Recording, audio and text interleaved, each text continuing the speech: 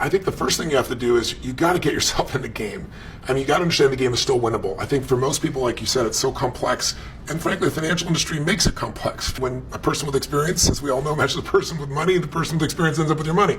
So a lot of very financially astute people are not great investors. To be a great investor, you have to be able to make decisions without perfect knowledge. In your business, you have a lot of knowledge. You can make those decisions. You're in control, not so much so on the investment side. So the first step is not to wait till you have a huge sum of money, because the illusion is, when I have more money, then I'll invest, then it'll be worthwhile. The most important thing is get started with whatever you have, because if you do that, you get to tap into the power of compounding we all know about, but very few people use. I'll give you an example, a guy named Theodore Johnson. You probably never heard of him. Worked for UPS. Never made more than $14,000 in an entire year of his life, and yet when he retired he had $70 million and he didn't inherit a dime. So how do you do that? A friend of his said, you've got to stop being a consumer and you've got to become an owner. You've got to become an investor. And he said, I have no money to invest. I make $14,000 a year. And his friend said, no one has money to invest, but if the government came by and put a 20% tax above what you're paying now, you'd scream, you'd yell, and you'd pay it. You'd adjust. I'm going to make you a wealthy man. He took the 20% off the top, never let him see it, put it straight in the investment account. It was worth $70 million, compounding by the time he was in retirement. So people don't really get how powerful that is. You don't earn your way to a fortune. You invest your way. You compound it. Most people are trading time for money. And as an entrepreneur, that's the worst trade you can ever make. What I try to do is say, listen, whether you're an operator or owner, let's set up this business on the side, a financial business with no employees that will be an extraordinary economic nest egg that brings you income for life, so you're free to do your business on your terms. But you've got to get started. The second thing is, you've really got to become an insider, as corny as that sounds. What you don't know will hurt you. And so I give you two simplistic things that most people probably have heard of, but they haven't applied. Almost everybody, when they go, where do I invest? Well, 90% of the population puts it through a 401k. 90% of those put it into a mutual fund. Makes sense. I'd go to someone who's going to manage my funds for me. They're going to make better decisions than if I just put the money in the market or in an index fund. It's just not true. 96% of all mutual funds fail to match the market over any 10-year period of time. I interviewed Nobel laureates. I've looked through the statistics. It's a fact.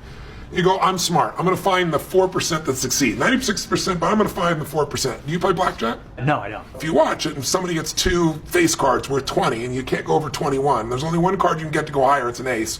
Do you stay or ask hit me? Well, if your inner idiot says hit me, you have an 8% chance of getting that ace. Yeah. You have a 4% chance of finding the right mutual fund. So I tell people is, you don't want to go there. The other piece you got to understand is that fees do matter. Business owners have to understand something. The Department of Labor passed a new law just a few years ago that requires you and I as business owners that if we have a 401k for our employees, we are the fiduciary. We are legally responsible, and we have to make sure every year we measure our 401k against the other ones to make sure it's one of the best, that we're not being overcharged for fees. 99.9% of business owners I speak to have no clue that they have this requirement to benchmark each year. They don't do it.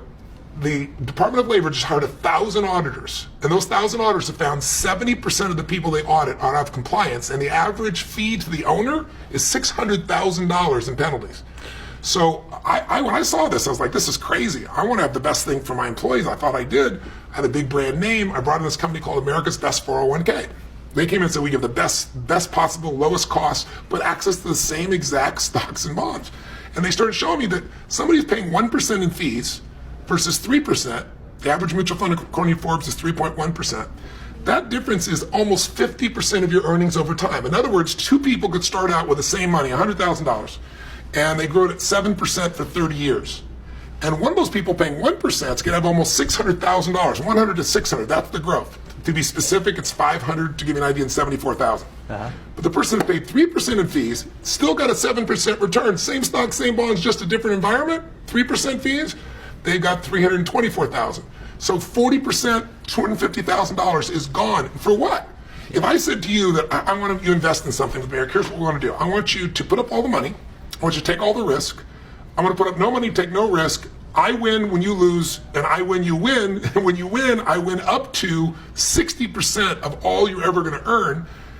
You wouldn't invest in that in a million years, but that's 90% of all mutual funds. America's Best 401k came in, and we were paying almost 2.9% for my employees, and now we're paying 75 basis points.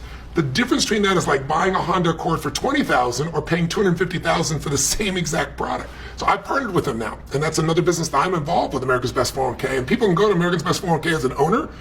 You can put in the name of your plan or have someone do it for you, and it'll tell you exactly what your fees are, and it'll show it. It'll give you a benchmark, so you have that for your file if you're ever audited. But also they can convert over for $1,000 if you want to convert to their format. So I'm a passionate man about these areas. So you got to get started, and you've got to become an insider, or you're going to get taken advantage of.